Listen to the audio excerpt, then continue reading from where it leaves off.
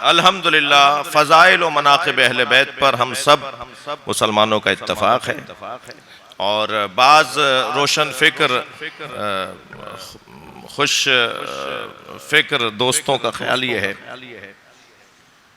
کہ کب تک فضائل پڑھے جائیں گے، مولانا کوئی اور بات کرتے، اور بعض لوگ تو اتنے حدوں کو پھاند جاتے ہیں، کہتے ہیں کہ کوئی کام کی بات کرتے، تو ان کے نزدیک تو اہل بیت کے فضائل کام کی بات ہی نہیں ہے۔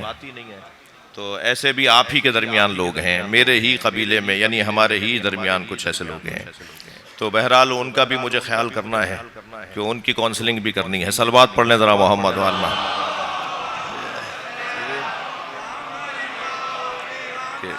سب سے بڑی کام کی بات علی کی بات، سب سے بڑی کام کی بات اہل بیت کی عظمت کی بات۔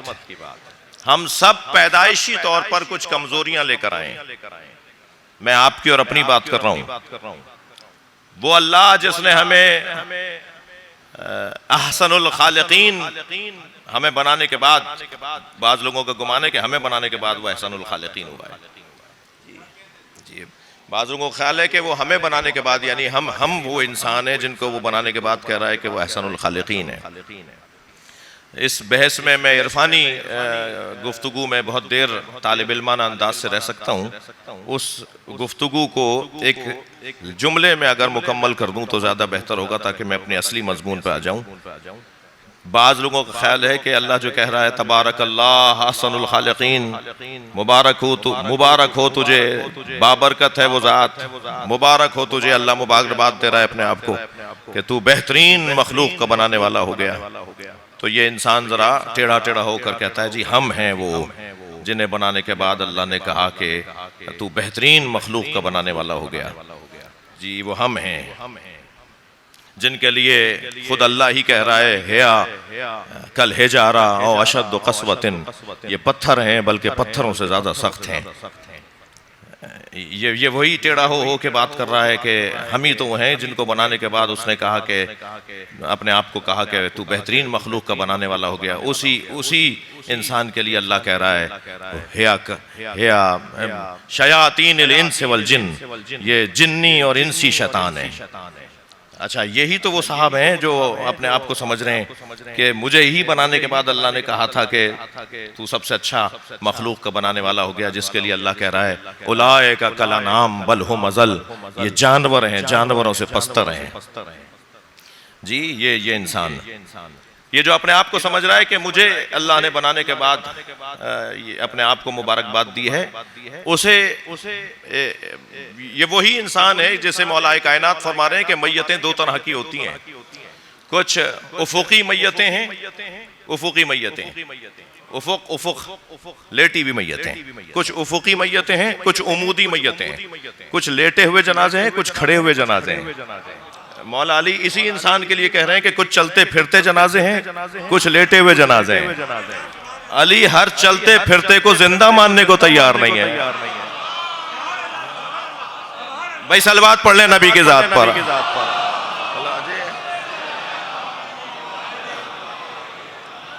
ہر گھومتے پھرتے کو، ہر آنکھیں کھلے ہوئے کو، ہر ہاتھ پیر چلانے والے کو علی زندہ ماننے کو تیار نہیں ہے۔ یہ وہی انسان ہے جو اپنے آپ کو سمجھ رہا ہے کہ مجھے بنانے کے بعد اللہ نے مبارکباد دی ہے اپنے آپ کو۔ اور ذرا ایک قدم آگے بڑھ کر ایک جملہ ہدیہ کر رہا ہوں انتہائی محترم اور مبارک مجمع کو، میں زندہ ہوں اس پر مجھے شک ہونا چاہیے، حسین زندہ ہیں اس پہ مجھے یقین ہونا چاہیے۔ بہت سے لوگ تو گمان کر رہے ہیں کہ وہ زندہ ہیں، مگر ایک ذات ایسی ہے جس پر یقین ہے کہ وہ زندہ ہے۔ بہت سے مردوں کو جو زندگی دے رہا ہو اسے حسین کہا جاتا ہے۔ میرے مولا کا آج نام لوگوں کو زندگی عطا کر رہا ہے، ان کا تذکرہ لوگوں کو زندگی عطا کر رہا ہے۔ جی ابھی میرے بھائی نے پڑھا، مجھ سے ان سے پہلے مرثیہ ہوا، میرے اتر جانے کے بعد نوحہ ہوگا۔ یہ جو ذکر ہے یہ دلوں کو زندگی دے رہا ہے، دلوں کی حیات کا سبب ہے۔ مجلسوں میں آج نسبتاً جو ہے وہ آپ بعض مجلسوں میں بیٹھنے اور پہلو بدلنے کی جگہ نہیں ہوتی جی، جہاں جیسے بیٹھ گئے ایسے ہی بیٹھے رہیں گے جب تک مجلس مکمل ہو جی۔ مجمع اتنا زیادہ ہوتا ہے، کیفیت کچھ ایسی ہوتی ہے تو بدن تکلیف میں ہوتا ہے مگر روح کو غذا مل رہی ہوتی ہے۔ یہ اس زندہ کا ذکر ہے، اس صاحب حیات کا ذکر ہے کہ جس کا ذکر لوگوں کو زندگی عطا کر رہا ہے۔ تو الحمدللہ پہلے تو یہ بات روشن ہو کہ جنہیں بنانے کے بعد وہ خود کو اکبر بولتا ہے، اللہ اکبر۔ یہ جو روزانہ صبح شام مولانا کے ساتھ ہم پڑھتے ہیں، یہ اللہ اکبر ہونے کا ایک عنوان یہ ہے کہ وہی تو اکبر ہے جس نے محمد اور علی جیسوں کو بنایا ہے۔ حق اسی کا ہے کہ وہ اکبر کہلائے، سب سے بڑا کہلائے، سب سے بلند کہلائے، کہ جس کے آگے علی جیسا سجدہ کرتا ہو، جس کے آگے مصطفیٰ جیسا جھک جاتا ہو، وہ حق رکھتا ہے کہ وہ خود کو اکبر کہلائے۔ جملہ ہدیہ کرنے جا رہا ہوں، ذوبوا فی علی کما ہوا ذاب فی اللہ، علی میں ایسے گم ہو جاؤ جیسے علی اللہ میں گم ہو گئے۔ یہ عرفا کا ایجنڈا ہے، یہ اہل دل کا ایجنڈا ہے۔ اہل عرفان ایک نصاب رکھتے ہیں اپنی زندگی کا کہ علی میں ایسے گم ہو جاؤ جیسے علی اللہ میں گم ہو گئے۔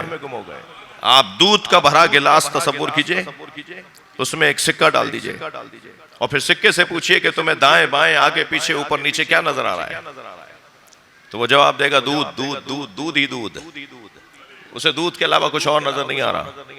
جب کوئی کسی کے اندر اتر جائے تو اسے اس کے علاوہ کچھ اور نظر نہیں آتا۔ جب علی کے چاہنے والے علی کے اندر خود کو گم کر دیں گے تو علی کا دشمن نظر کہاں آئے گا، علی کا غیر کہاں، علی کا غیر کہاں نظر آئے گا۔ اچھا، اگر اس جملے کو میرے بچوں کو ذرا محسوس کرنے میں تاخیر ہو رہی ہو تو ایک مثال دیتا ہوں۔ ہم ایک ظرف فروش کے دکان پر گئے، میں نے کہا کہ مجھے 6 گلاس دے دو، ایک جگ دے دو۔ اس نے سامنے والی میز پہ ایک جگ رکھ دیا اور 6 گلاس رکھ دیے۔ مجھے ایک گلاس چھوٹا لگا تو میں نے اس دکاندار سے کہا کہ یہ گلاس بھی ایسا ہی لاؤ جیسے اور تم نے دیے ہیں، یہ چھوٹا ہے۔ وہ الجھنے لگا، کہنے لگا نہیں یہ سب جیسا ہی ہے، سب کے برابر ہے، یہ بھی ایسا ہی ہے جیسے اور 5 ہیں۔ میں نے کہا جی میں آپ سے بحث نہیں کروں گا کہ یہ چھوٹا ہے اور وہ 5 بڑے ہیں۔ میں نے کیا کیا، وہ چھوٹا گلاس ایک گلاس کے اندر ڈال دیا، وہ چھوٹا گلاس ایک گلاس کے اندر چلا گیا۔ وہ اندر جا رہا تھا اور میں کہہ رہا تھا دیکھو یہ چھوٹا ہے تبھی تو اندر جا رہا ہے۔ جب میں کہہ رہا ہوں علی میں گم ہو جاؤ جیسے علی اللہ میں گم ہو گئے تو اللہ اکبر تو محفوظ ہے۔ صلوات پڑھ لیں ذرا محمد و آل محمد۔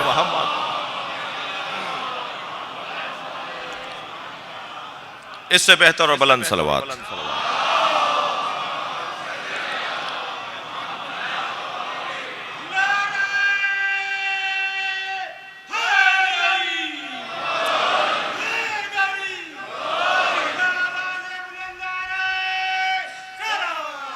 اللہم صلی علی محمد و آل محمد۔